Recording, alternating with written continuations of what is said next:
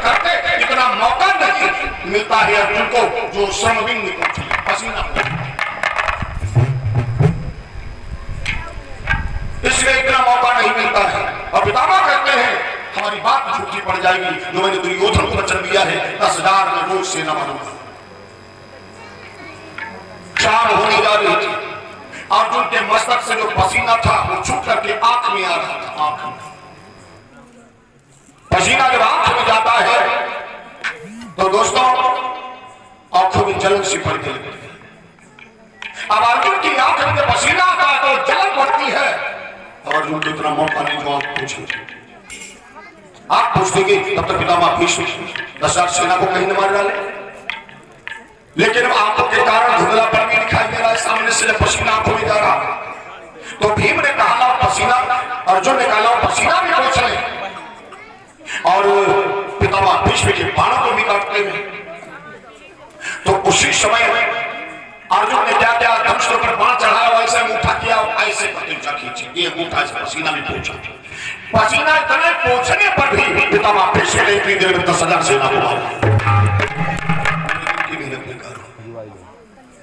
साधारण नहीं पितामह भीष्म, क्योंकि पितामह भीष्म है वो ब्रह्मचारी है, 8वें वसु है और गंगा के पुत्र है, परशुराम के शिष्य है।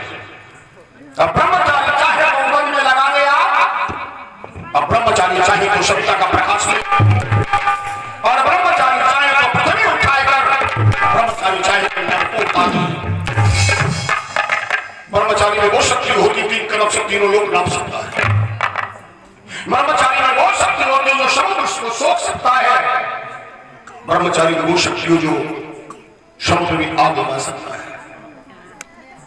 10,000 सेना को रोज मारते हैं, फिर भी दुर्योधन को भरोसा नहीं है, फिर भी दुर्योधन को विश्वास नहीं पितामह पे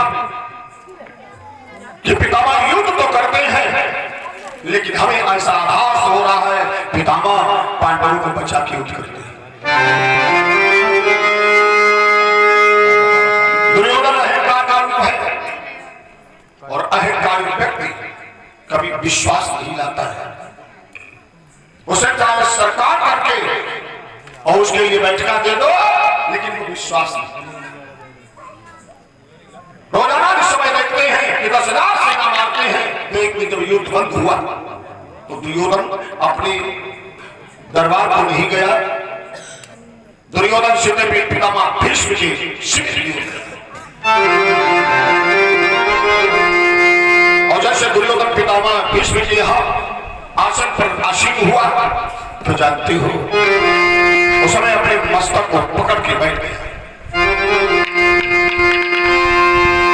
पितामह भीष्म ने कहा कहिए गुरुपति क्या बात है, आप यहाँ पर बैठे हो, अपने हाथ से अपने मस्तक को पकड़े हो, और तो कोई अपना भाग पकड़ करके बैठ जाए तो समझ लेना चाहिए इसके उलझन है दिलो दिमाग। पितामह भीष्म ने कहा कहिए गुरुपति क्या बात है, अभी तो युद्ध को विश्राम करके ही आए हैं और तुम यहाँ पर मस्तक को पकड़े बैठे हो, क्या बात है। दुर्योधन ने कहा पितामह हमारी ये समझ में नहीं आता है कि हमारा रण रूपी जहाज कैसे पार लगेगा, जिसके आप जैसा सेनापति हो और उसको आज 5 दिन हो जाए और अभी तक पांडवों को कोई भी ऐसा आघात नहीं लगा, कोई ऐसी क्षति नहीं हुई जिससे उनका आत्मिक बल कमजोर हो। पितामह कहते इससे ज्यादा क्या कर सकता हूं मैं, रोजाना 10,000 सेना को मारता हूं। कहते सेना को मारने से पितामह विजय नहीं मिलती, विजय कब मिलती है जब राजा को मारा जाता है। सेना को मारने से बोली जाएगी,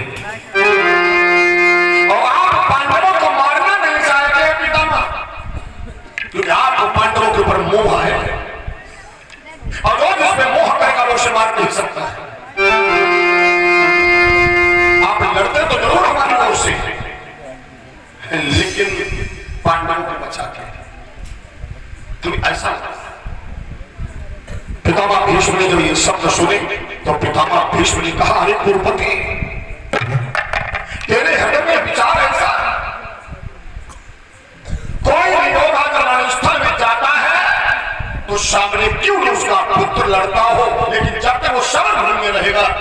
उसको दुश्मन की नजर से देखेगा।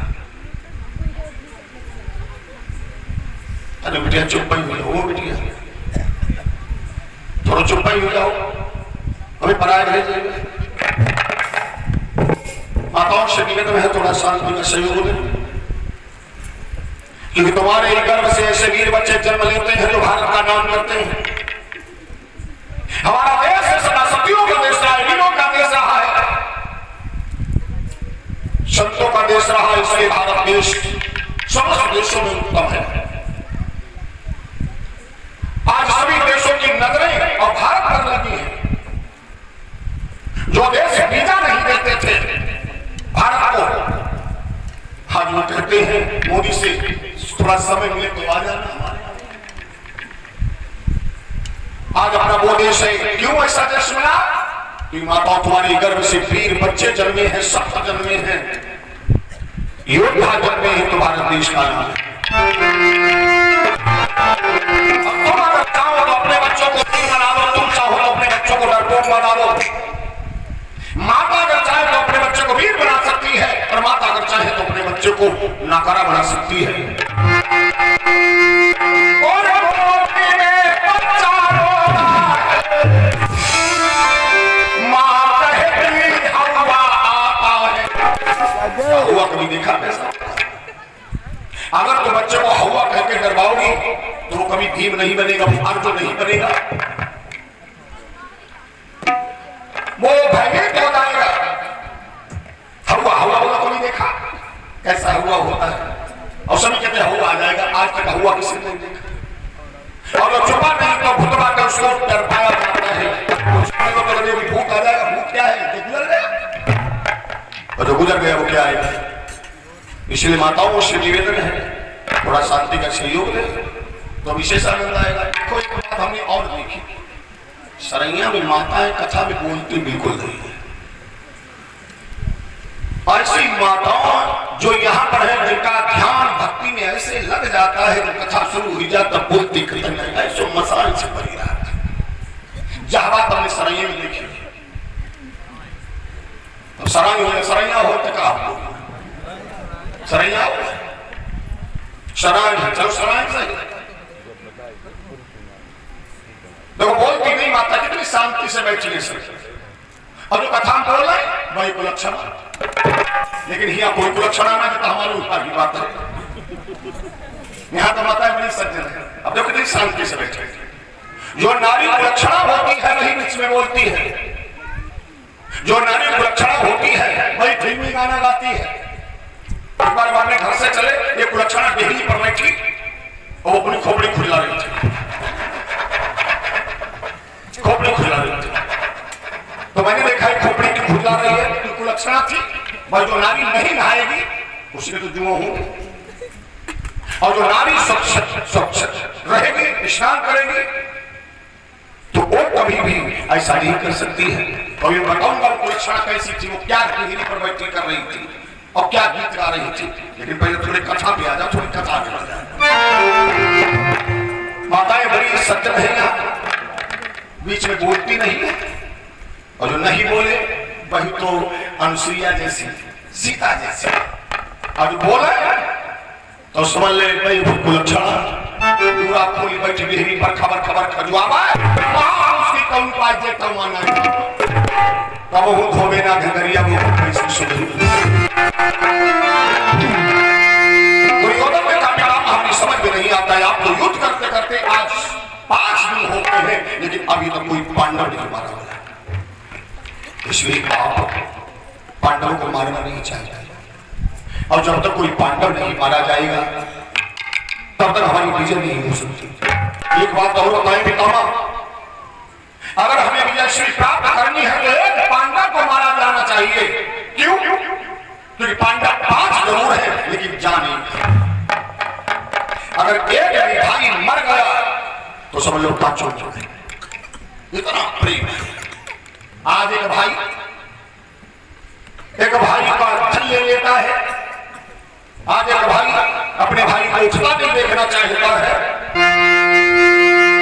पांडव 5 थे, इतना प्रेम था कि एक अगर मर जाएगा तो समझ लो 5 मर जाएंगे। मतलब मृत्युल्य, जिएंगे तो काहे का जीवन आत्म के बल हो जाएगा। इसलिए पितामह मैं आपसे निवेदन करता हूं, अगर विजय श्री को हासिल करना है तो तुम्हें एक पांडव को मारना होगा, और जब तक कोई पांडव नहीं मारा जाता हमारे हृदय में यही विश्वास रहेगा कि आप लड़ते तो हमारी ओर से है, लेकिन तुम्हारा मन जो है वो पांडव की ओर लग रहा है। आप हमारे साथ छल कर रहे हैं। जब एक नाम सुना है छल का, तो पितामह भीष्म को जोश आ गया, और पितामह भीष्म का ताकस रखा था, पूजन करने जा रहे थे, शासन बिछा चुके थे, तो पितामह भीष्म एकदम से खड़े हो गए और ताकत रखा था, उसमें से एक बाण निकाला, कहे दुर्योधन तेरे हृदय में खोटे विचार, रणस्थल का धर्म क्या होता है वो तू मुझे सिखाएगा। अगर तेरे हृदय में यही विचार को सुन,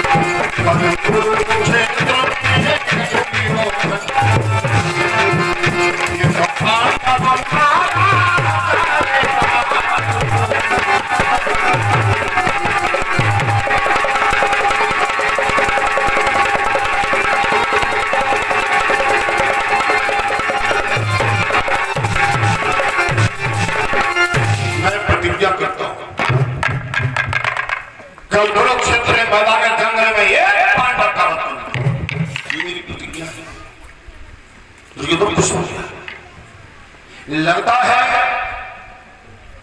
हमारा जोश काम कर रहे थे, हमारी बातों का असर पितामह के ऊपर हो गया।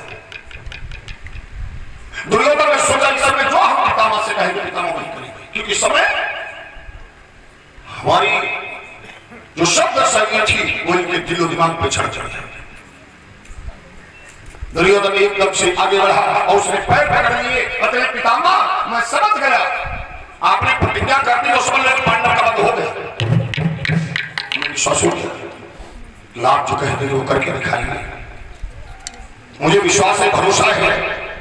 आप गंगे हैं, परशुराम के शिष्य हैं, लेकिन पितामह ये काम कर दो और पैर पकड़ लिए, कर अपना हाथ उठाओ और मेरे सर पे रख दो और कह दो विजयी भव।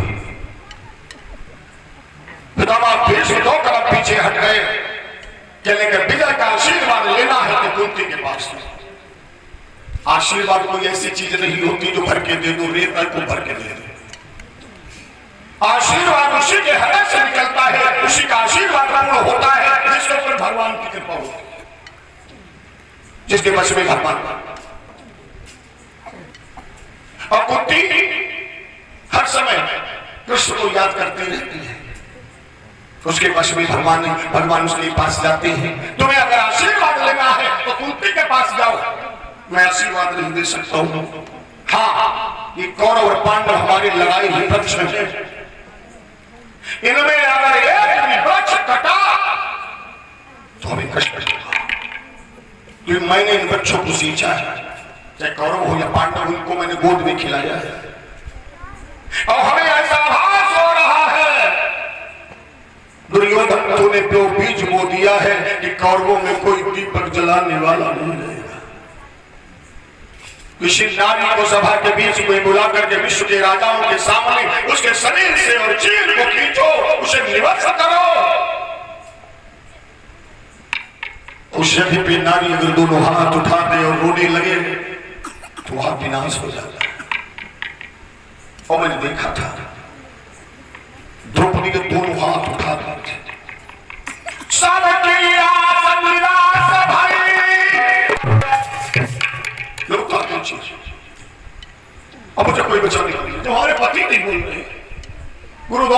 भीष्म कोई नहीं बोल रहा है, बोले दुशासन उतार दे और दोनों हाथ उतार लिए।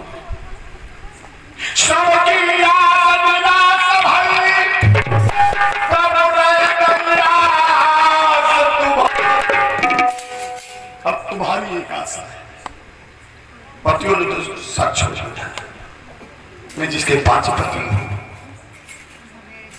और नारी का कोई दुष्ट चीर खींचे।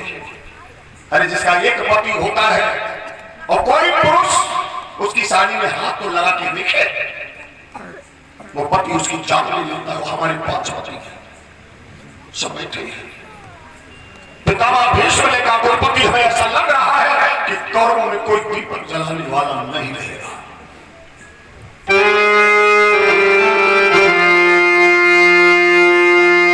इसलिए मैं ये सोचता हूं कि कौरवों का वंश नाश ना हो, उसके लिए मैं एक काम कर सकता हूं, आशीर्वाद नहीं दे सकता हूं। वो काम ये कर सकता हूं, अगर तुम सुबह प्रातः काल सुबह 4 बजे के टाइम अपनी प्रिय पत्नी भानुमति को अगर हमारे शिविर में भेज दो, जब मैं पूजन करता हूं, जब मैं देवी का आवाहन करता हूं, देवताओं का आवाहन करता हूं, और समय पर तुम्हारी पत्नी आए, मेरे चरणों पे मस्तक रख दे, मैं उसे सौभाग्यवती का आशीर्वाद दे दूंगा ताकि तुम मारे नहीं जाओ। इससे कौरवों का दीपक बच जाए। दुर्योधन ने सोचा इतना हो जाए सबसे अच्छा, क्योंकि जब राजा तो आई हूं और जब तक राजा नहीं मारा जाता है, राजा दूसरे का नहीं होता है। दुर्योधन चला गया, भानुमति को बतलाने के लिए तुम्हें प्रातः काल 4 बजे जाना है, पितामह भीष्म के शिविर में आशीर्वाद लेने। इधर सुन रहा गुप्तचर की प्रतिज्ञा से रख है वहाँ, आज धर्म के शिव गुप्तचर था, उसने सुन लिया। अब 5 पांडव भोजन करने जा रहे थे। देखो, जिस घर में सभी भाई मिलकर के एक साथ भोजन करें, उसी घर में भगवान आते हैं। अलग अलग पुत्र पिता भाई सभी लोग साथ साथ में भोजन करें प्रेम में, शाम को तो एक तो उस घर में प्रेम बढ़ता है, शांति रहती है, दूसरे सत्यनारायण की कृपा रहती है। और जिस घर में एक भैया यहाँ खा, एक उनकी बनता ही नहीं, वो मगूर खाते क्योंकि बनता है बहुमा पर खा, यानी 4 लोग और चारों कोनी भैया बैठे अलग अलग, मैं नून पर बोल, मैं नून पर बोल, उसमें कभी शांति नहीं आ सकती। 5 पांडव बैठे भोजन कर रहे थे। अभी पहले गिलास उठाया था महाराज धर्मराज ने, कभी युधिष्ठिर ने सुना आई है आवाज, द्वार कोई रो रहा, आज द्रौपदी के तुम बाहर हो। अरे भाई देखो, कौन भोजन करते हो तो कोई अगर बाहर रोने लगे तो ऐसा कहते पहले उसका दुख देखो क्यों बोलूंगा। पहले गिलास उठाया था, अभी मुख में भी नहीं रखा था, तो भीम जैसे गए तो बाहर गुप्तचर था जिसकी आंखों में आंसुओं की धारा थी। उसने कहा मैं अभी इसी वक्त महाराज युधिष्ठिर से मिलना चाहता, तो भीम अंदर ले गए। महाराज धर्मराज ने भोजन बंद कर दिया। कहिए गुप्तचर क्या बात है? कहेंगे महाराज आज मैं ऐसी सूचना लेकर के आया हूं जिसको आप सुन नहीं पाओगे। ऐसी सूचना क्या है? कल पितामह भीष्म ने प्रतिज्ञा की है, आज जो तुम 5 भाई साथ में भोजन कर रहे हो, और कल जब यही समय होगा तो तुम्हारा एक भाई नहीं बनेगा। छोड़ जाए एक भाई गिरे दुखों की गाथ, भीष्म प्रतिज्ञा करी, गुरु सही। आज दुर्योधन के समाज के दुर्योधन के लिए उन्होंने प्रतिज्ञा कर दी कि पांडव का वध करेंगे। जैसे ये शब्द सुना तो महाराज धर्मराज की आंखों से आंसू निकल पड़े। भोजन कौन करे?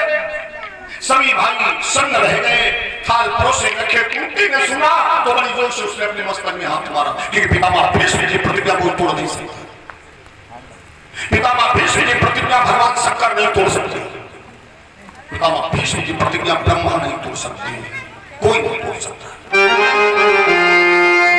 और महाराज धर्मराज ने सुना तो उसी समय अपने भाइयों की कौली भर ली, हृदय से लगा के ले भैया आज एक दूसरे को खिला लो, कल न जाने किसी की बारी।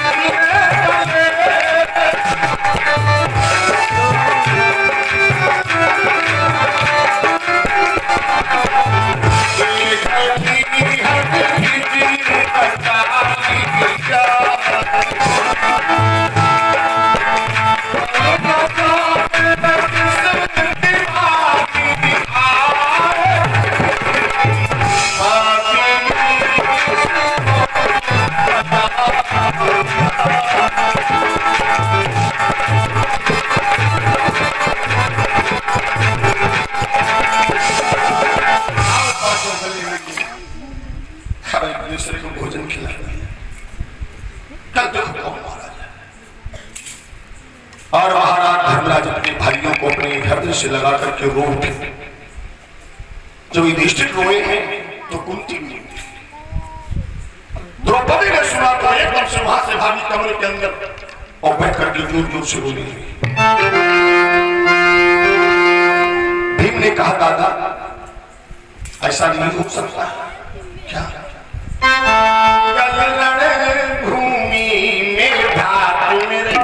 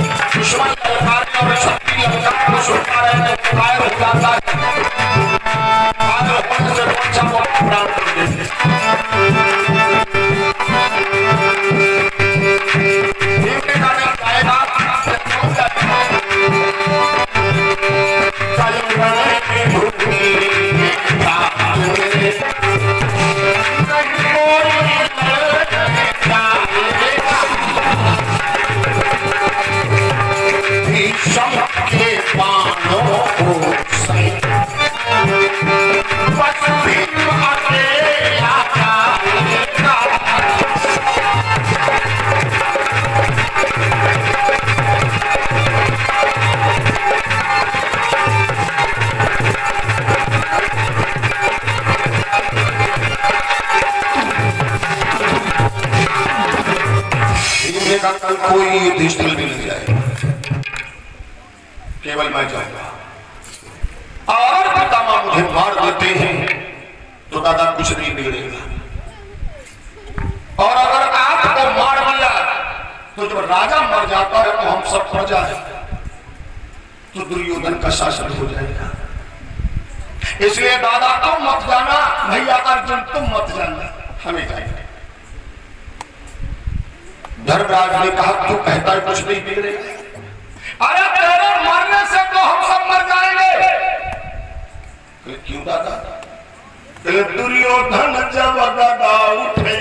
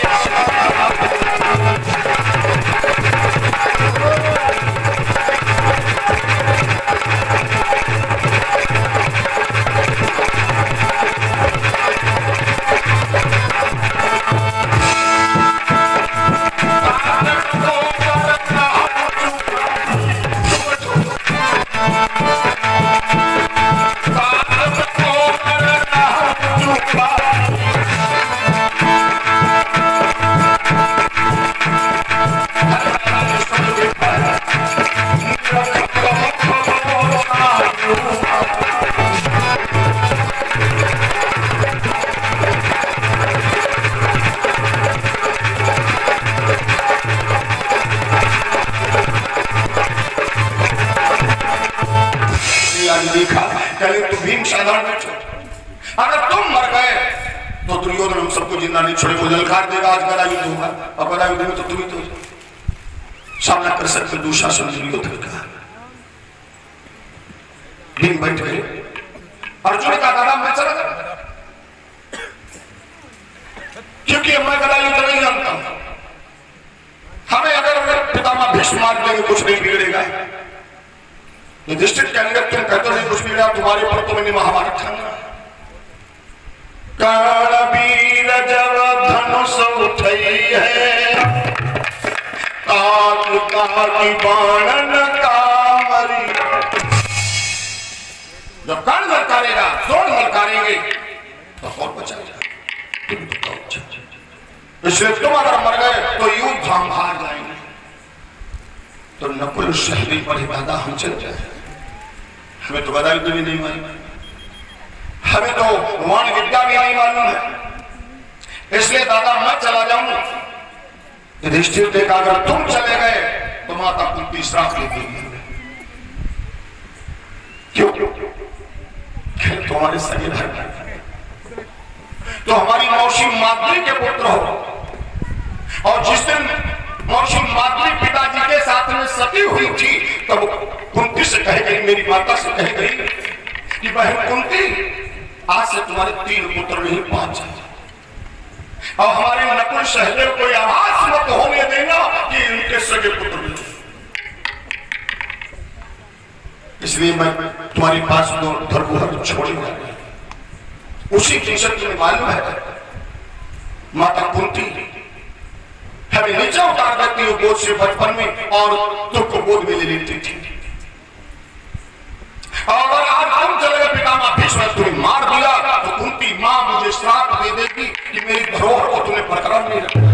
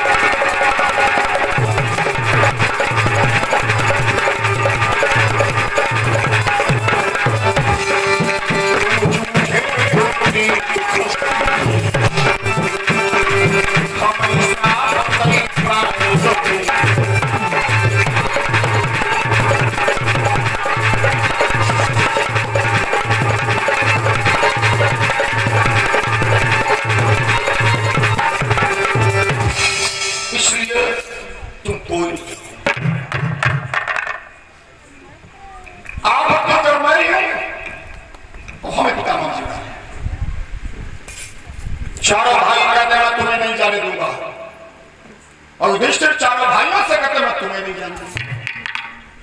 कितना सामंजस्य, कितना प्रेम है भाई भाई एक दूसरे को रोकते हैं और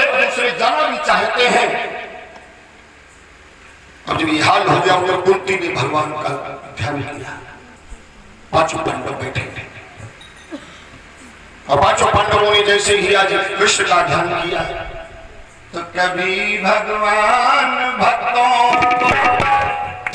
दुखी होने नहीं देते, दुखी होने नहीं देते।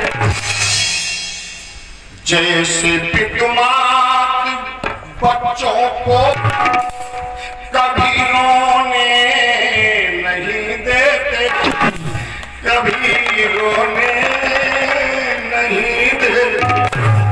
कितनी गरीबी। बाप नंगे पैरों से खेत में काम कर रहा है सर्दी में और बेटा कह दे मुझे जूता चाहिए तो बाप अपने लिए जूता नहीं लेगा, पुत्र के लिए ले देगा। भगवान की ऐसे में भक्तों दुखी नहीं होते, भक्तों की जिस चीज की जरूरत होती है उसको फौरन देते हैं। और आज पांचों पांडव भगवान को याद करने लगे कि आ जाओ मेरे भगवान इस बार अंधेरे में।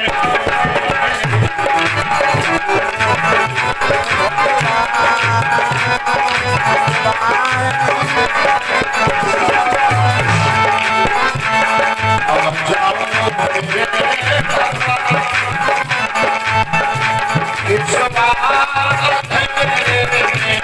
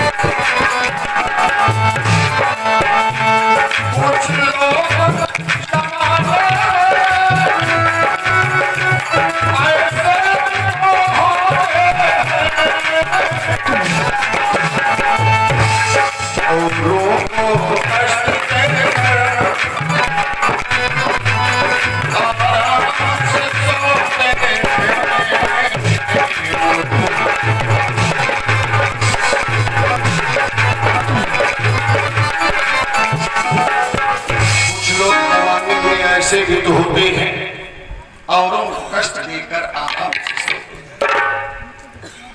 जब पांचों पांडव रोए, कुंती रोई है तो भगवान का विरद क्या है? करहूं सदा तिन कै रखवारी जीवन राखी माता। मां अपने बच्चे की देख ले, पूरा परिवार भोजन कर ले और बच्चा भोजन करके वो सो जाए तो माता तब भोजन करेगी जब बच्चे को जगा के भोजन करवा दे। भगवान कहते उसी प्रकार मैं भी अपने भक्तों का ख्याल रखता हूं। भगवान कृष्ण वहीं पर प्रकट हो गए। क्या बात है, आज हमारे भाई लोग ये भोजन सामने रखा है और ये रो रहे हैं। बुआ क्या बात है, तुम भी रो रहे हो? सुनिए कृष्ण के ये वचन कहा तभी कर जो युद्ध होता रणभूमि में देखो चारों कोई नहीं दिखाई देता। श्याम सुंदर एक बात बताए, अपने बच्चों को लेकर के मैं इसलिए जंगल जंगल में घूमी थी। जो लाछा टाइम में हमको जलाने की कोशिश हमने की थी। मैं ऐसे घर का क्या करूं, मैं ऐसे राज्य का क्या करूं, विधवा तो मैं हुई अब क्या मैं पूछती बन जाऊं? जो हमारे अपने हैं उन्होंने प्रतिज्ञा की है कि कल है तो पांडव का वध होगा। तो कहले बुआ अपना अधिकार छोड़ देना ये भी एक पाप है। अपना अधिकार प्राप्त नहीं करो। कैसे? शास्त्र से मैं समझाऊं, से शास्त्र की बात बताओ, और जब कोई शास्त्र से न माने फिर उसे शस्त्र से समझाओ। शस्त्र और शास्त्र, जहां पर शास्त्र होगा वहां पर शस्त्र जरूर होगा। व्यक्ति अगर सास से न माने, समझाने से न माने, फिर उसे शस्त्र से मनाओ। इसलिए भगवान और शंकर दुर्गा जिसके पास है देखो शस्त्र जरूर होगा। भगवान के पास चक्र है, दुर्गा जी के पास तलवार है, शंकर जी के पास त्रिशूल है। तो जब कोई शास्त्र से नहीं मानता है, समझाने से नहीं मानता है, उपदेश से नहीं मानता है, फिर उसे शस्त्र से मनाया जाता है।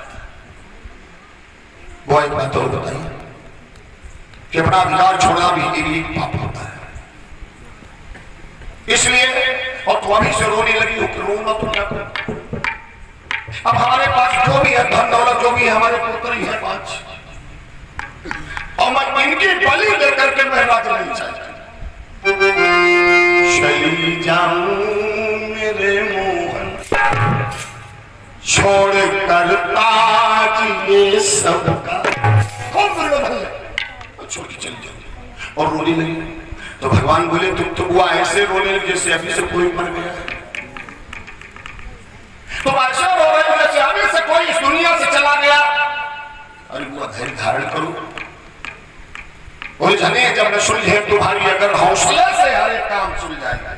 इसलिए दुख कितना भी बड़ा हो, लेकिन अपना आत्मिक बल बहुत कमजोर होने देगा।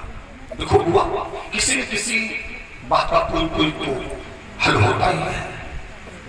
इसलिए मुझे सोचने लगे तुमने क्या करना है। अब पांडवों से कहा अर्जुन तुम मौत से डरते हो, कहीं करा भोजन क्यों नहीं करते हो?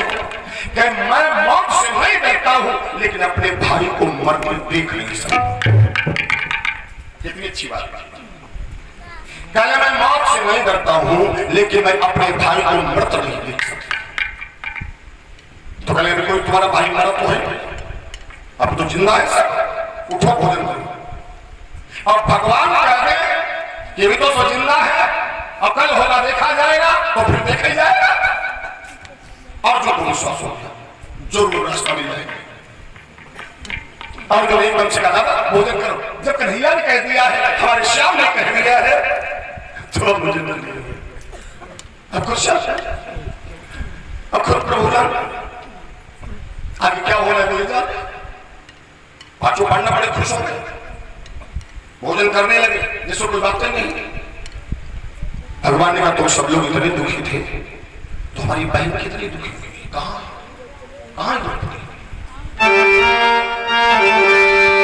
चले। वो जब से उसने सुना है तब से कमरे के अंदर और आज जमीन पर पड़ी है, रो रही है, अंदर से कुंडी लगी है। कहीं ऐसा हो कोई अनहोनी हो जाए, कहीं वो अपने प्राण छोड़ दे। अरे तुम लोगों ने बताया भी नहीं। और एकदम से भगवान कृष्ण गए, आवाज आ गई, सुनो बहन मम द्रौपदी, रोती हो के विकार, आज भात तेरा देगा तुझको सा। भैया हो बहन काहे को चिंतित हो, इसलिए बहन द्वार खोलो। और द्रौपदी भगवान को याद कर रही थी। बीते रात और श्याम जोयो, विधवा देखी मुझे बची। क्या अपनी बहन के लिए तुम सफेद साड़ी लाओगे? क्या बहन के लिए चांदी की चूड़ियां लाओगे? क्योंकि जब कोई बहन का सुहाग जाता है तो भैया ही सफेद साड़ी और चांदी की चूड़ी लेके जाता है।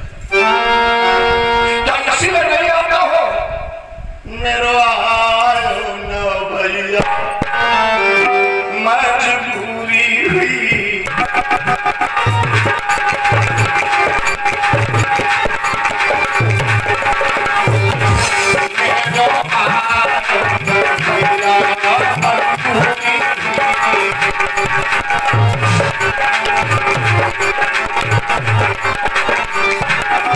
मजबूरी हुई है,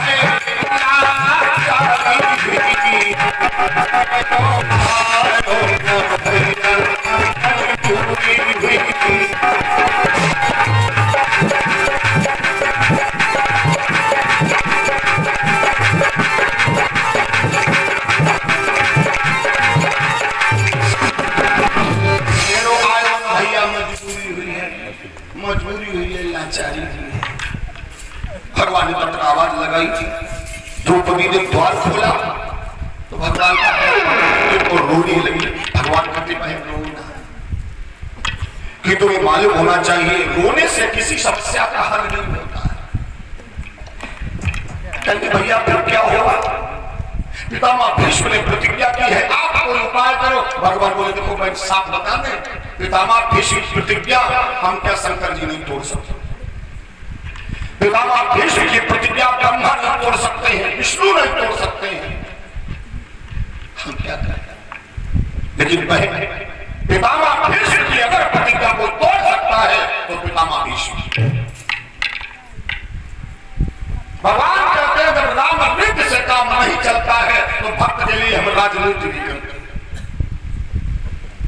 राजनीति से काम चल जाए ठीक, नहीं तो फिर हमें राजनीति करनी पड़ती। अब इतने योद्धाओं को सब भगवान ने राजनीति से मरवा दिया। गुरु दौड़ हुए, पितामह भीष्म हुए, कारण हुआ जितने नामजद थे धनुधर उनको भगवान कृष्ण ने राजनीति से मरवा दिया। इसलिए बहना तो रो ना, और हम जो तुमसे कहें वो कर जाओ।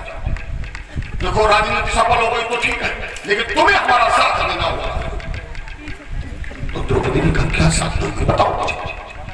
भगवान कहने लगे जो मैं कहता जाऊं तुम करती जाओ। क्या करें? भगवान बोले अंदर जाओ 2 साड़ियां ले। द्रौपदी के अंदर 2 साड़ियां ले। कल एक साड़ी तुम लोग, तुम्हारी साड़ी चमकीली है, ये चमक रही है, ये पहनो, अंदर जाके साड़ी को चेंज करो और एक साड़ी आपको भी। द्रौपदी अंदर गई और साड़ी पहन रही, भगवान कृष्ण बाहर साड़ी पहन रहे। और जब द्रौपदी बाहर निकले तो वो नवीन बहुरिया बने। भगवान कृष्ण खड़े हैं ऐसी साड़ी पहने जैसे कोई नवीन बहुरी आई हो। तो द्रौपदी ने देखा तो हंसने लगे जैसे कोई नवीन बहुरिया जब कोई आती है और पालकी से उतारी जाती है तो एक तरफ नाम चाची पकड़े हैं, एक तरफ सास पकड़े हैं, और बहू चलती बहू धीरे धीरे चले गड्ढा बहू को जमीन पर नहीं चले। क्या बहू कभी धरती देखी नहीं? लेकिन मेरा बहू वैसे चलती जैसे बहुला पानी कदम मजाल का कब बोल रहा। बड़ी बुरी माताएं कहती है अच्छा जी बहू हंसानी से कहता है मजाल का पायल में छुल्लू बोल रहा। और वह बहू जब रमना होगा तो बड़ा धमका बड़ा धमकी धसरत कुछ ना सकट नहीं चलती भाई, सकट जो धीरे धीरे चलती है, दोनों राउंड कोई चलने लगी। क्या लिखा है भक्तों? और मोहन ने साड़ी जब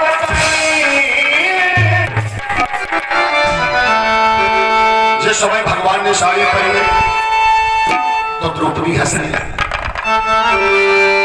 और मोहन ने साड़ी जब पहनी तो द्रौपदी का मुस्काती है।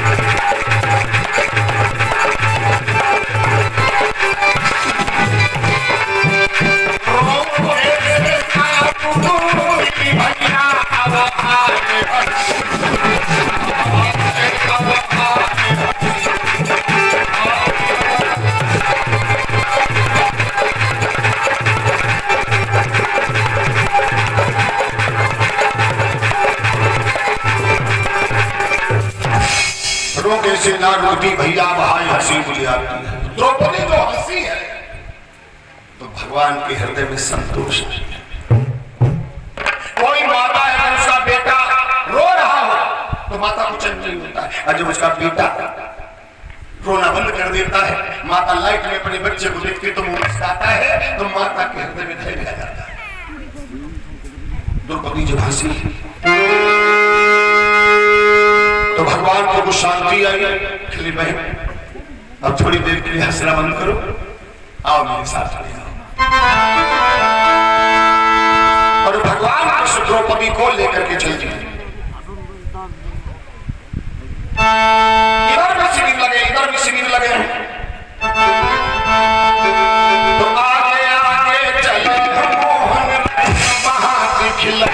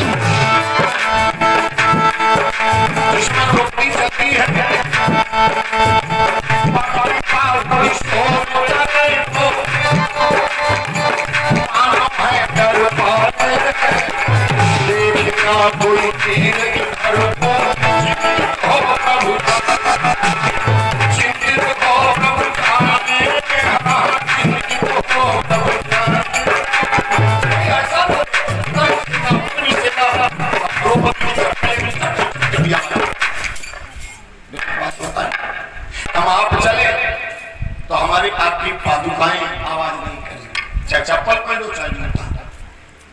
और माताएं अगर सुबह 4 बजे खड़ंजा पे जाए तो दूजनी हो तो उनकी चट्टी और तू यही और जाती तशवीश मालूम। भगवान ने कहा बहन ये तुम्हारी चप्पलें शोर करती,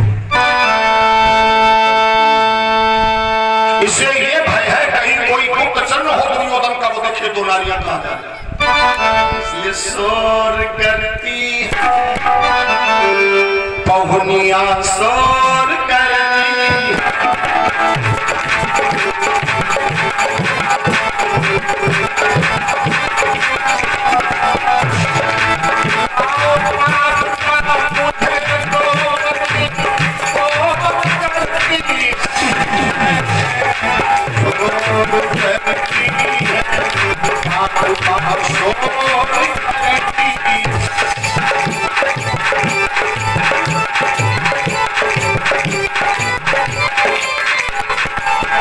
हमारी चप्पलें शोर कर रही है, बहन चप्पलों को हमें और भगवान ने उस चप्पलों को लिया अपने पीताम्बर से बांधा। कोई ऐसा कर सकता है? उस पीताम्बर से द्रौपदी की चप्पलों को बांधा है जिसे अपना मुंह पोछो। द्रौपदी की चप्पल साले बहनों कितने भी आपस में स्नेह करते हो और रास्ते में साले बहनों जा रहे हो और जीजा के जूता और नानी में सन जाए और जीजा कह ले साले साहब ये जूता हमारे मान के अपने नए गौसा सारों का देखो जीजा और सभी बातें ले चलियो, पालिश की पैसा हम नहीं दियो, लेकिन ये जूता हम नहीं दिए तो फिर ना हम मानेंगे तो मान ले हो जूता उठा देखो ना इनकार कर देंगे। भगवान को देखिए द्रौपदी के चप्पलों को अपने पीताम्बर से बांधा। जब भगवान नहीं होंगे तो भगवान कहां होगा, और भगवान नहीं होंगे तो कल्याण। द्रौपदी को लेकर के भगवान कृष्ण वहीं पहुंच गए जहां बाहर लिखा भीष्मश्री। भगवान बोले भाई अब तुम्हें काम करना होगा, अब मैं आप क्या भैया ये तो पितामह का शिविर है। हाँ इन्होंने तो प्रतिज्ञा की है तो क्या करना होगा? भगवान कहेंगे जाओ अंदर जाओ और पितामह भीष्म इस समय पूजन कर रहे हो और तुम उनके चरणों पे अपना मस्तक रख दो और जब तक वो तुम्हें आशीर्वाद ना दे मुखड़ा ऊपर मत उठा, ऊपर मसला पहचान नहीं तुम, क्योंकि भगवान को मालूम है अभी केवल पितामह भीष्म को और दुर्योधन को बात मालूम है कि भानुमति को 4 बजे बुलाया। भगवान द्रौपदी को 3 बजे ही लेके पहुंच गए। भानुमति को 4 बजे जाना है और भगवान द्रौपदी को 3 बजे ही लेके पहुंच गए कि वो जानते हैं अगर पितामह ने आशीर्वाद दे दिया सौभाग्यवती का, फिर दुर्योधन को कोई मार नहीं सकता, और हमें दुर्योधन को मारना है। इसलिए अगर वरदान मिले तो मेरी बहन को मिले। जो हमारे 5 भक्त हैं पांडव, उन्हें कोई न मार पाए तो वरदान तभी तो मारने किसी ने पाया था पांडव कि पितामह भीष्म ने भी आशीर्वाद दिया था अटल सौभाग्यवती। जाओ बहन और पितामह भीष्म के चरणों में अपना सर रख दो। द्रौपदी करी भैया एक बात बताओ, ये तो धर्म के विरुद्ध है। क्या धर्म के विरुद्ध है? कहीं ऐसा कहते हैं कि बड़े बूढ़े जहां वो बहू को वहां अकेले में जाना नहीं चाहिए। मां भगनी पुत्र के बैठे पुरुष यही ते होई बुद्धि वर्नाशा करी काम विश्वास। काम पे कभी किसी का जोर नहीं है। इसलिए जहां ससुर हो या अजिया ससुर हो, बहू को वहां रात्रि के सम्मत अकेले में जाना नहीं चाहिए। रजन निशा भूर रूपा भूर शत्रुसेविका, रात्रि में नारी को जेठ हो ससुर हो अजिया ससुर हो वहां जाना नहीं चाहिए, कभी कभी बैठना चाहिए। भगवान बोले आपत्ति काले मर्यादा नास्ति, संकट में मर्यादा नहीं देखी जाती वही। अब मरियम ससुर परे होने लग गई आगे, अब वो दूर में देखे के हाय जई हम दुनिया का कही कहे बुढ़ाई जब जई बुढ़ाई उठी नहीं पाओ। उस समय बहू को जो लोग उसको ताक पे रख देना चाहिए, और जो बुढ़ाई पड़े हैं बेचारे चल नहीं पाओ, तुम्हें कौरियाए के और बहिराई खरैया नहीं बैठले लगती आवत। भगवान कहते हैं आपत्ति काले मर्यादा नास्ति, संकट में मर्यादा नहीं देखी जाती। इसलिए बहन जाओ तुम जाओ और पितामह भीष्म के चरणों में मस्तक जाके रख देना। खुद तो द्वारे पर खड़े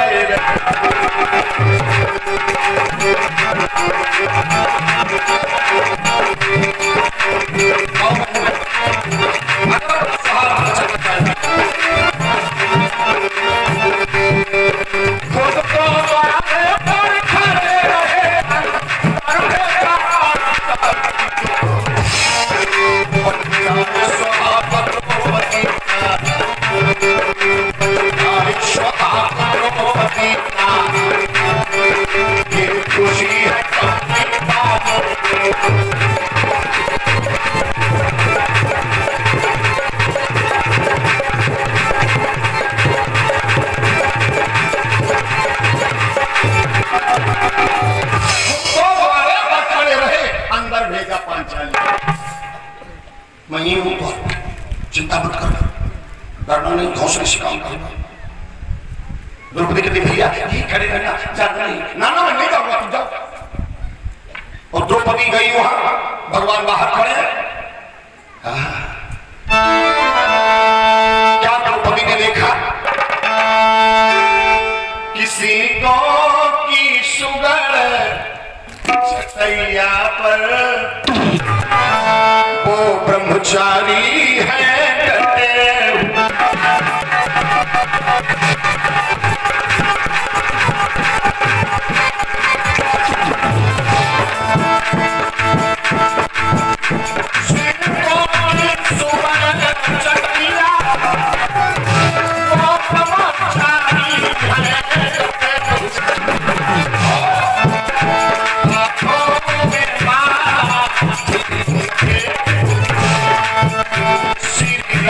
भजन में लगे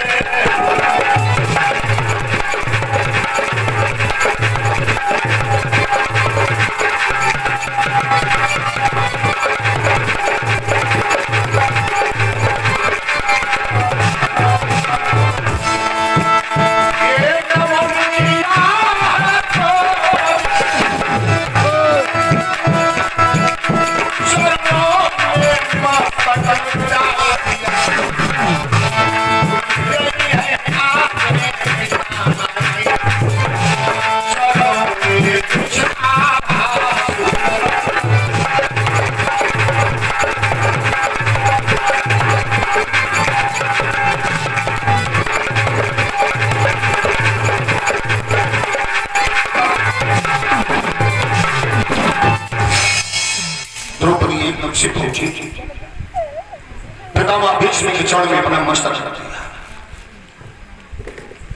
तो पितामह भीष्म को आवाज हुआ हमारे चरण में कोई पड़ा हुआ। तो पितामह ने आंखें खोली। जब आंखें खोली तो द्रौपदी का प्रश्न भर देखा, पीठ देखी या सरल से पीछे को देखा, मालवा कोई नारी है। देखा कोई सधवा नारी है। सधवा कैसे मालूम हुआ? सुहागवती। सधवा माने सुहागवती। कैसे मालूम हुआ? रंगीन साड़ी। देखा कोई सधवा नारी है, चरणों में शीश झुका।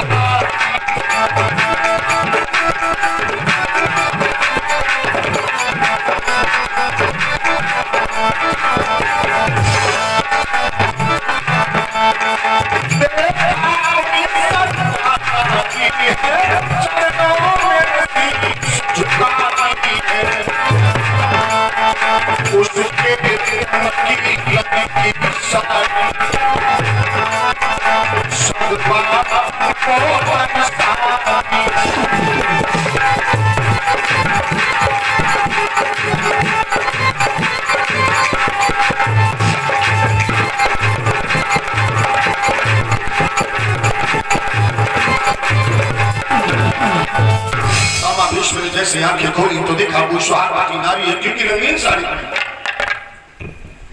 पितामह भीष्म को समझते देर नहीं गई। भानुमति आई है भाई, और कौन होगा? पितामह भीष्म ने फिर आंखें बंद कर ली, अपनी इष्ट का ध्यान किया, आशीर्वाद किया। अब एक पल भगवान कृष्ण के लिए एक युक्ति करनी पड़ेगा। क्या बात है? पहचान तो नहीं लिया होगा। पितामह ने आशीर्वाद दिया। एक पल एक क्षण भगवान कृष्ण को युक्ति तरह गुजर रहा है। विधाता स्वयं विधाता विधाता को मना रहा है। हमारी समस्या पूरे आग लग जाए लेकिन मेरी बहन को आशीर्वाद। और द्रौपदी भी चरण में पड़ी है, सर में उठा रही। पितामह के मुख से निकला, तेरे हाथों में मेहंदी रची रहे। भगवान कृष्ण नाचने लगते हो गया काम। अच्छा पितामह पहचान नहीं ले, फिर भी कोई बात नहीं। तो पितामह भीष्म ने फिर क्या कहा कि तेरे हाथों में मेहंदी रची रहे, सिंदूर से मांग न खाली।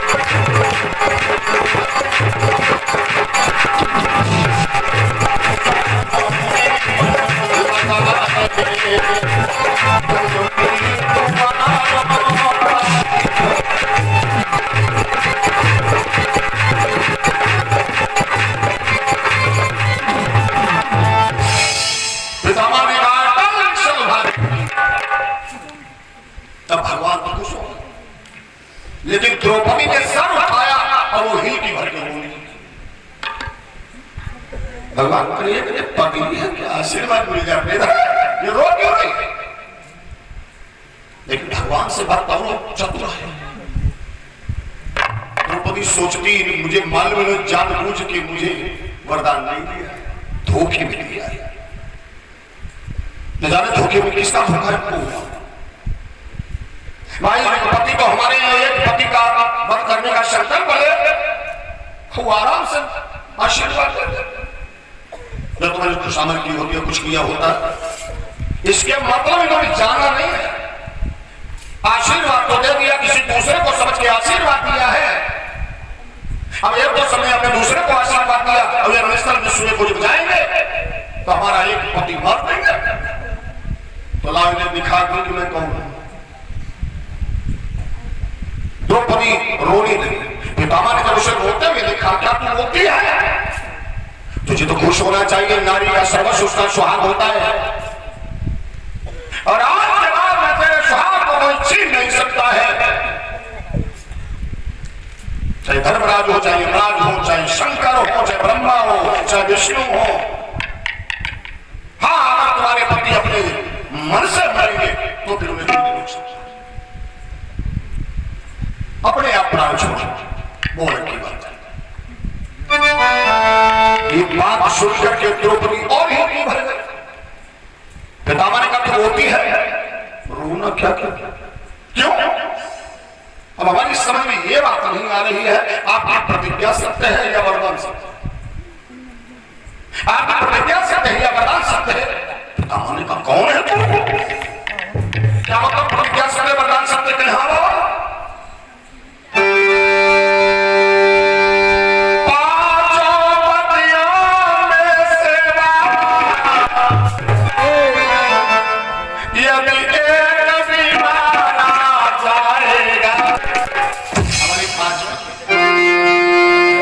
अगर एक का विवाद हो गया तो आपका ये आशीर्वाद काम कैसे कर पाएगा? पांचों पतियों में से यदि भी मारा जाएगा, दुखी आत्म से कहती है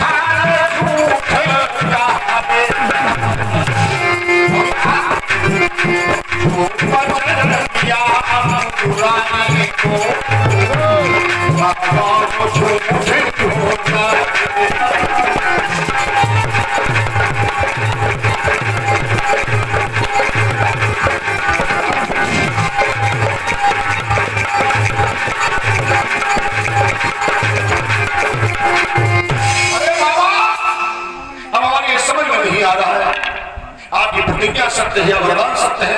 अगर आपने वरदान को सत्य किया तो प्रतिज्ञा टूटती है, और अगर प्रतिज्ञा को सत्य किया तो वरदान झूठा होता है। पितामह भीष्म एकदम से हरवा के खड़े हुए।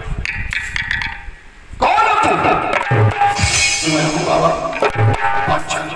पांचाली तू इतनी रात यहाँ? हाँ बाबा। क्या करने आई? खेल जिसका सुहाग जा रहा हो उसे नींद अच्छी लगी। आपने प्रतिज्ञा कर दी कि कल हमारा पति आप मारेंगे, हमारे 5 पति है बाबा, तो एक भी अगर हमारा पति मारा गया तो हमारा सुहाग रह पाएगा। वो आपने कह दिया कल सौभाग्य। हम तो निवेदन करने आए थे कि बाबा जिनको तुमने गोद में खिलाया उन्हें क्यों मारोगे? क्या अपनी कुलवधू को विधवा तो नहीं करोगे? वो आपने आशीर्वाद दिया।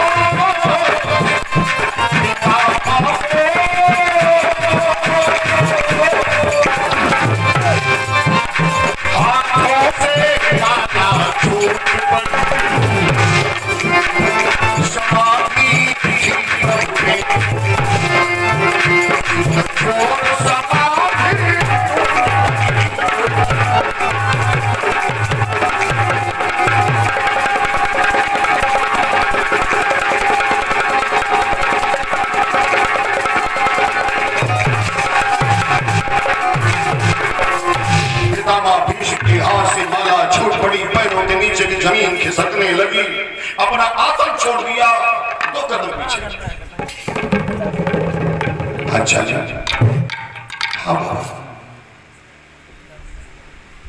हमने वरदान तुझको दे दिया, जाने में या जाने में वरदान उसी को मिलता है जिसके ऊपर भगवान की नजर होती है। अगर कोई दुष्ट व्यक्ति है या कोई है, उसे वरदान तो स्वयं देना भी चाहो, उसकी दुष्टता को नजरअंदाज करके, लेकिन वो परमात्मा ऐसी घड़ी बना देता है, वरदान किसी और को मिलता है, भी किसी और को जाता है। क्योंकि वरदान जो होता है ये किसी बहुती नहीं होती है, आत्मा से उसी के लिए आशीर्वाद निकलता है जो धर्म का अनुसरण करता है। इसीलिए ये वरदान जो है ये हमने नहीं दिया है, हम देना तो भानुमति को वरदान चाहते थे, लेकिन वरदान तूने ले लिया क्योंकि तेरे ऊपर ईश्वर की नजर है। और जो ईश्वर की दी हुई चीज वो कोई वापस नहीं दे सकता है। इसलिए पांचाली हम तेरे वरदान को निष्फल नहीं होने देंगे। मेरी प्रतिज्ञा टूट जाए लेकिन वरदान को हम निष्फल नहीं होने देंगे। चलो तुमने वरदान ले लिया, कोई बात नहीं, लेकिन आज हमें बड़ा खेद है, बड़ा कष्ट है कि ये युद्ध क्या चला, नहीं युद्ध क्या चला, हमारे घर की नारियां हैं उन्होंने मर्यादा तोड़ दी। आज मैं बहुत कष्ट हूं। तूने वरदान ले लिया, हमें कष्ट नहीं हुआ। जिसे नसीब में जो लिखा होता है उसी को मिलता है। लेकिन आज हमारे आपसी विवाद में, गृह युद्ध में और नारियां मनमानी करने लगी। तो इतनी रात को यहां अकेले आई है, जब कहा गया है रात्रि में नारी को अकेले घर से बाहर कदम नहीं रखना चाहिए। या तो उसका पति साथ में हो, या उसकी सास साथ में हो, या उसका भाई साथ में हो। पांचाली ने कहा बाबा मैंने तुम्हारे कुल की मेल मर्यादा को मिटाया नहीं, मर्यादा को तोड़ा नहीं है, मैं अकेले नहीं आई। तो कौन तेरे साथ में, कौन तेरे साथ में है? अब द्रौपदी चक्कर में पड़ गई, किसको बता? अगर द्रौपदी बता देती कि साथ में भैया आए हैं तो पहले जो जिसकी बात काट देता था वो सब उसने उसका सर काट दिया। पहले बात थी, अब बात आपको सुनी गई।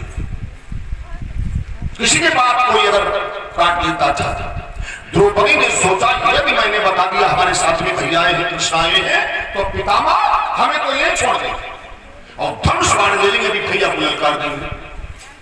भैया कहीं वाह बहन हमने रास्ता बताया, तुमने हमें तो कबूल दिया।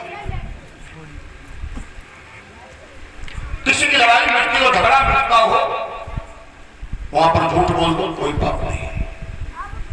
किसी लड़की का विवाह तुम्हारे झूठ बोलने से हो रहा हो तो झूठ बोल दो, कोई पाप नहीं। किसी की जान बच रही हो तुम्हारे झूठ बोलने से, तो जान आप झूठ बोल दे, कोई पाप नहीं। द्रौपदी ने सोचा आज मैं भी झूठ बोलूंगी, वो भी प्रातः काल। जब भी लोग कहते सुबह सुबह झूठ नहीं बोलना चाहिए।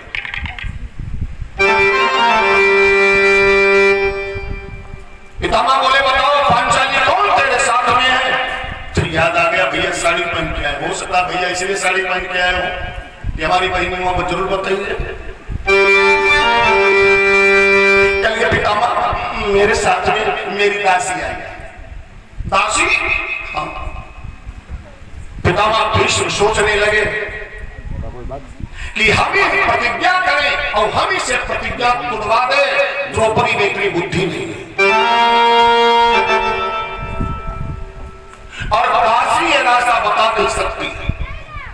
इसका मतलब द्रौपदी के साथ में कोई तीव्र बुद्धि वाला लगा है।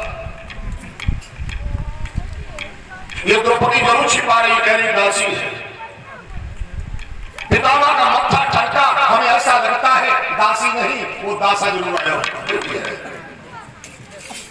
बचपन से चोरी किया, तब चोरी करता आया है। वृंदावन में रहा चोरी की, ब्रजे प्रसिद्धा नवनीत चोर माखन चोर है, चीर चुराता है, सभी के हृदय चुराता है। आज हमारे साथ चोरी करते हैं। पितामह भीष्म कह रहे हैं द्रौपदी जरा हट जा, पहले मैं तुम्हारी दासी से दो चार बातें करूंगा। ये दासी की इतनी हिम्मत हो गई हमारी कुलवधू को बहका करके यहाँ ला। हट जा, पांचाली कहती बाबा मेरी दासी को मत देखो, ना उससे बात करो। क्यों ना बात करो? देखो वो कितनी बुद्धिमान है, कितनी होशियार है, जो तुमको रात में यहाँ पर लाई है। नहीं बाबा, उसकी बुद्धिमत्ता मैं नहीं बताई देती। वो कितनी बुद्धिमान है, वो कितनी चतुर है, वो कितनी होशियार है, मैं यही बता देती हूँ। बाबा उसको मत देखो। क्यों? अगर आप गए उससे बात करने के लिए तो वो भाग जाएगी और फिर मैं अकेले कैसे जाऊंगा? कैसी है तुम्हारी दासी? सुनो बाबा। और आज उसी समय द्रौपदी कह रही, देखो क्या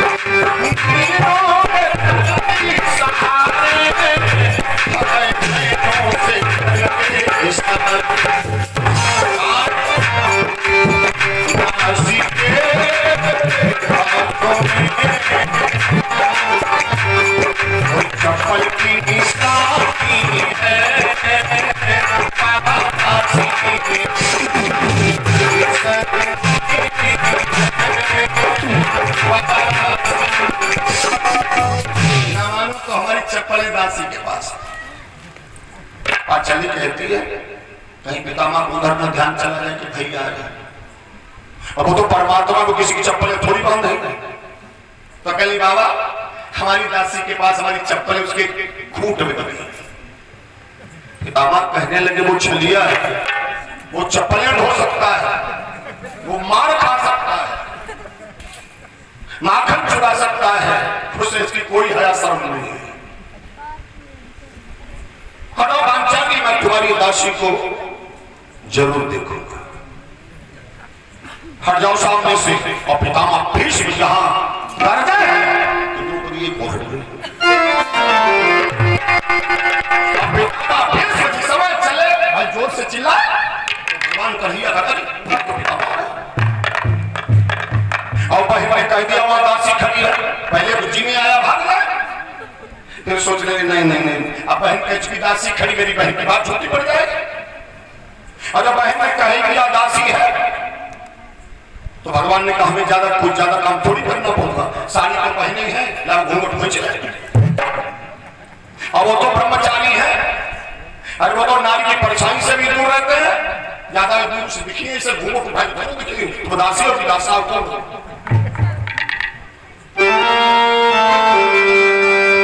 अब भगवान कन्हैया ने जल्दी में घूंघट खींचा। अच्छा जल्दी का काम ठीक थोड़ी होता है। साड़ी इतनी सरकनी होती है लोग खिंचो पूर्व पल्ला भी गिरी। अब जैसे शिव कुमार को साड़ी पहना दी जाए, एक उदाहरण, शिव कुमार को अगर साड़ी पहना दी जाए और इन पर कहो जाए घूंघट जल्दी खींचो, तो ये घूंघट कैसे पकड़े? ऐसे साड़ी ऐसे करेंगे, पता तो है। अच्छा तो पूर्व से घूंघट पे पूर्व पल्ला गिरी है। भगवान का यही हाल हो रहा है, घूंघट ढाकते हैं तो पीठ खुलती है जल्दी, और जो पीठ ऐसे खींचते हैं तो घूंघट खुलता है, और घूंघट ढाके तो पीठ खुले और पीठ ढाके तो घूंघट खुले। भगवान कल के बहन में छोटी अर्जी की साड़ी देती है, ये घूंघट नहीं ढक रहा है और पितामह आ रहे हैं, और क्या करे? तो भगवान ने अपना पीताम्बर लिया और खोपड़ी पर डाल दिया, और एक और चप्पलें लटक रही हैं पीताम्बर से बदली थी। अब एक और चप्पलें लटक रही हैं, बोलो पीताम्बर की तुम निशानी दूर से दे रहे हो, दूर से कोई देखेगा पहचान दे। और भी सामने चार कि डोरी आपस निराला और पीताम्बर का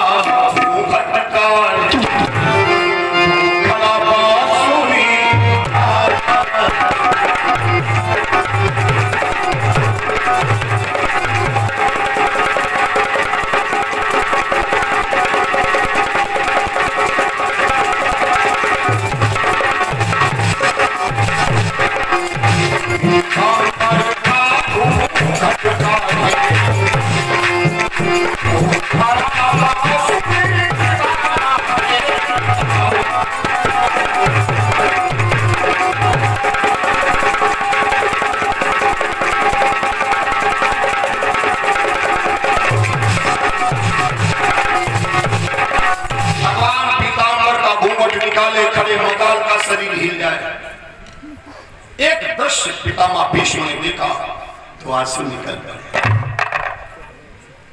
देखा द्रौपदी की वो चपटी पीताम्बर के कोन, पितामह भीष्म के आंसू निकल पड़े। अरे द्रौपदी तो कौन सा मंत्र जाप करती है जिसके दर्शनों के लिए देवता लालायित रहते हैं, दर्शन नहीं मिलते हैं, और वो कृष्ण तेरी चप्पलों को अपने पीताम्बर से बांधे? कैसा तेरा जादू?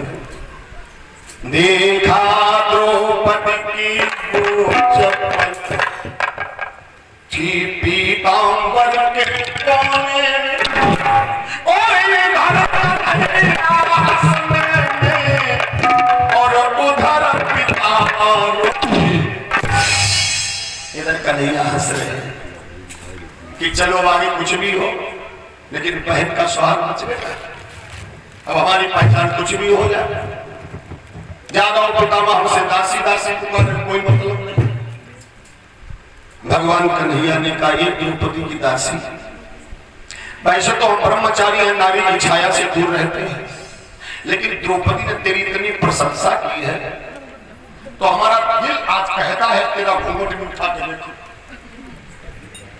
इसलिए है दासी, या तो अपने आप घूंघट उठा के। तो पितामह भीष्म ने क्या कहा? सोहनी मोहनी सी की नहीं, सोहनी सी मोहनी सी जी नहीं, कहीं भी सुने कहीं भी सुन।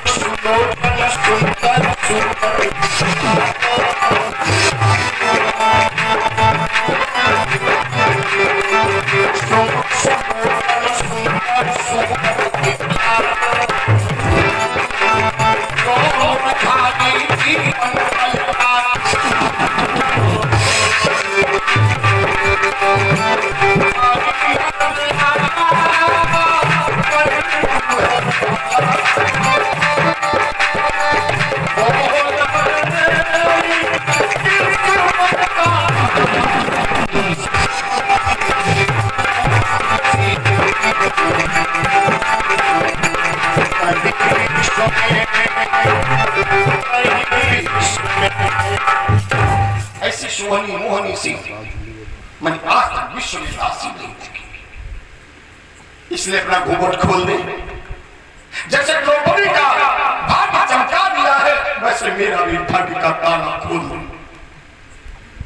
अब कन्हैया क्या कह रहा है? वो तो घूंघट के अंदर ही मुस्कुरा रहा है। थोड़ी देर तक भक्त और भगवान का थोड़ा हास्य विनोद हुआ।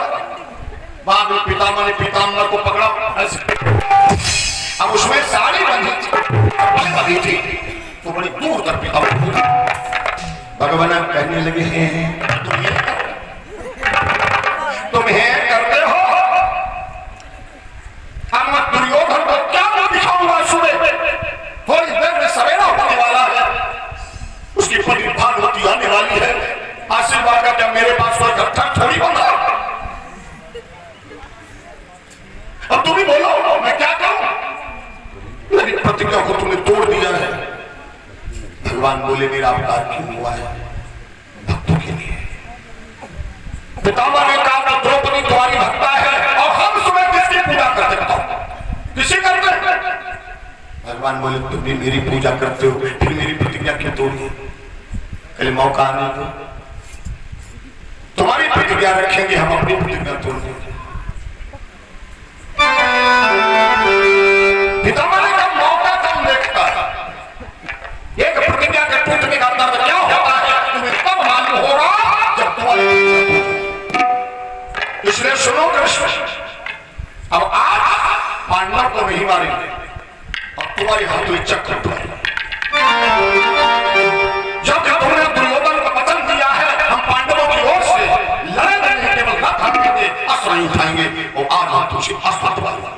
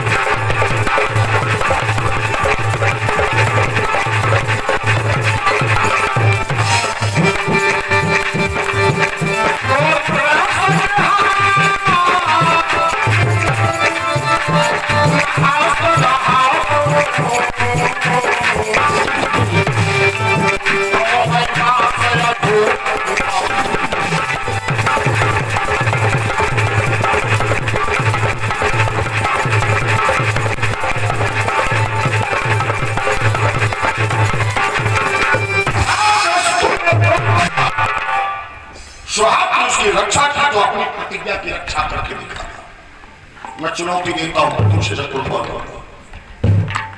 भगवान के पैरों के नीचे की जमीन खिसक कि जो दूसरों की बातें रखता है, दूसरों की शान रखता है, दूसरों की प्रतिज्ञा रखता है, आज उसकी प्रतिज्ञा टूटने वाली। भगवान कृष्ण और आवाज नहीं आती।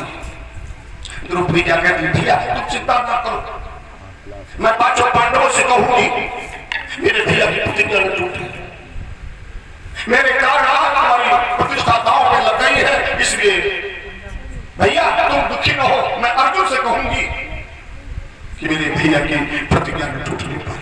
अब भगवान बोलते हैं और द्रौपदी इस समय भवन आई और पांचों पांडवों से कहा तुम्हारे कारण आज हमारे भैया की प्रतिष्ठा दांव पे लगी, इसलिए हमारे भैया की प्रतिज्ञा न टूटे। अब पांचों पांडवों को डर तो बात निकल गया, अब पितामह भीष्म नहीं मार पाएंगे, न मारेंगे तो तू ना जोश आ पहले सेना तैयार कर ली। और इस समय पांडवों की सेना तैयार हुई है और अर्जुन को और मान लगा दुर्योधन को कि पितामह भीष्म कृष्ण की प्रतिज्ञा को तोड़ेंगे। तो दुर्योधन जानता है कि पांडव कृष्ण की प्रतिज्ञा को टूटने नहीं देंगे, भले उन्हें पितामह को मारना पड़े।